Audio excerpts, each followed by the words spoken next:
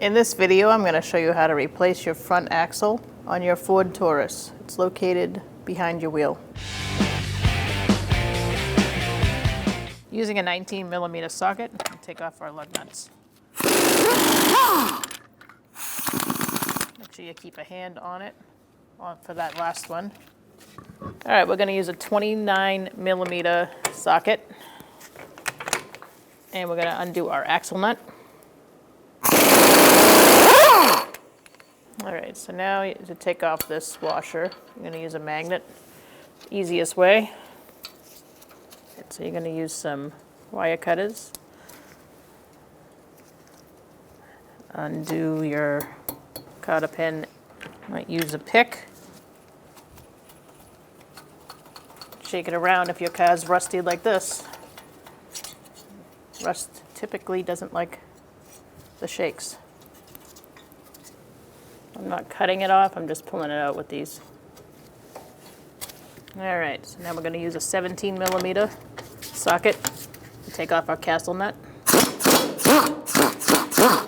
Okay, so now you want to whack it right here.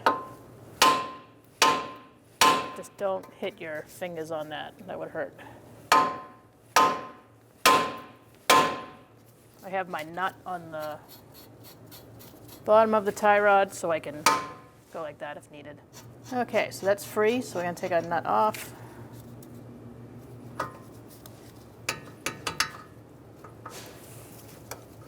And pull it out. Using a 21mm socket and my air gun, I'm going to take this bottom nut off the ball joint. So I'm using this tool to separate the lower control arm from the ball joint.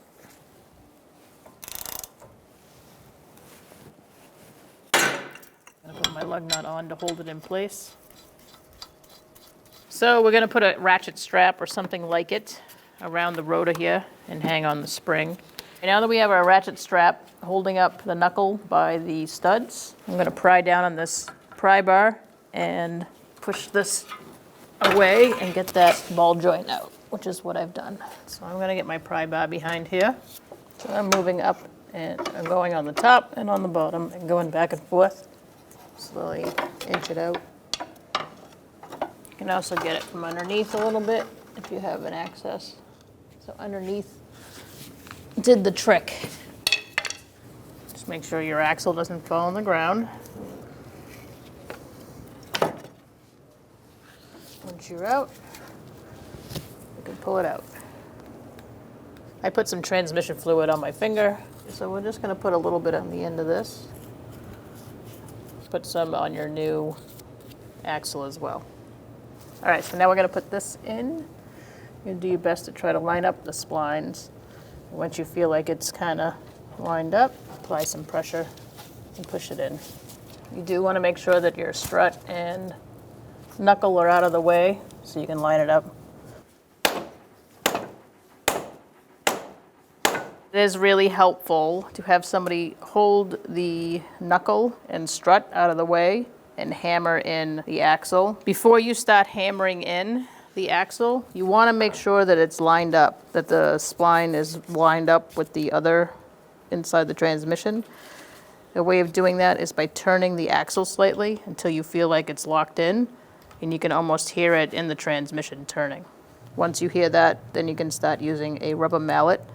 Make sure your nut is on the end of the axle and gently tap it in. So now we're going to place our axle in the knuckle and our ball joint in the lower control arm. All right, so now at this point we're going to try to get the axle in the knuckle. You want to turn that in. Make sure it's lined up. Don't just jam it in there. Okay, once you have that in, you're going to want to put your nut on so it doesn't fall out again. But don't tighten it. Now you can pull this out so you have a little play. I'm going to pry down the control arm. I have a big pry bar and I'm using my leg, believe it or not, to hold that down while I steer my knuckle into where it belongs. Let's turn my ball joint out just to have it make it easier. Stand on that pry bar. You can also have a friend help you. if needed. And push that knuckle in. And just check your work. Make sure everything's lined up so nothing falls out. Now you can put your ball joint nut on. So now you have all your nuts started, and we can take our ratchet strap off.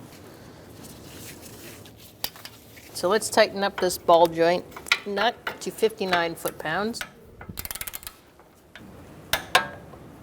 So once you get your nut tight to 59 foot-pounds, you're going to see if your cotter pin fits through. If it doesn't, you can tighten it until it does, until it lines up. Don't ever loosen it.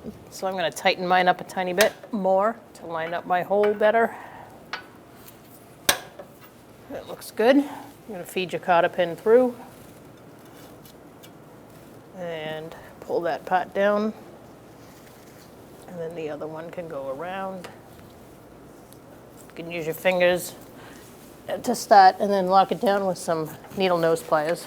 Usually tap it up a little bit, and then I cut the excess off with some wire cutters. There we go. All right, so now we're going to place our tie rod back in the knuckle. Just line up the stud to go through. And then we're going to put our castle nut on.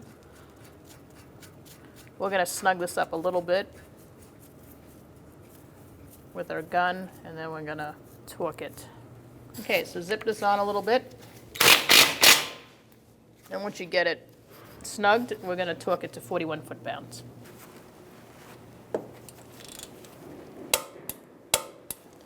And you're going to look for your hole for your cotter pin. If it's lined up, great. If it's not, turn it towards tightening. So now we're going to stick our cotter pin through. Mine's nice and lined up. And you want to pull this one up and over the stud, and then this one to the side. Just get rid of those ends. You can either hammer them down, push them down, or you can cut them off if it's too long, which I'm going to do here. And that will keep that nut from falling off. We're going to undo our axle nut. I'm going to put my lug nut on to hold it in place. All right, we are going to put our washer and nut on.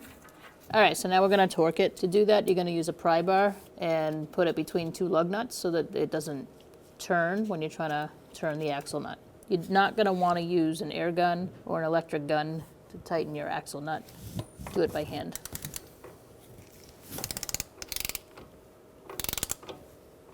All right, so we're going to torque this to 184 foot-pounds.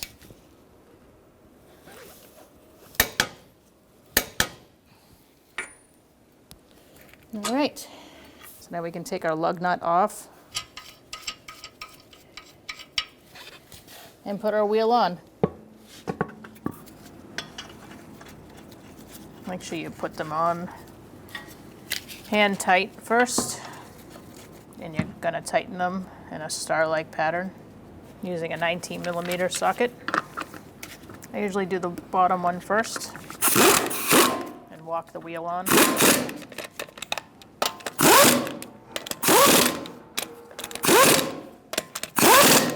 Snug them up, and then we're going to be torquing them. Using a 19mm socket, we're going to torque our wheels to 95 foot-pounds. We're going to do it in a star-like pattern.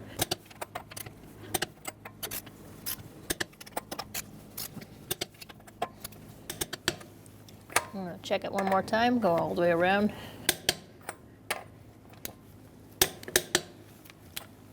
There we're good. When only the best will do, demand TRQ.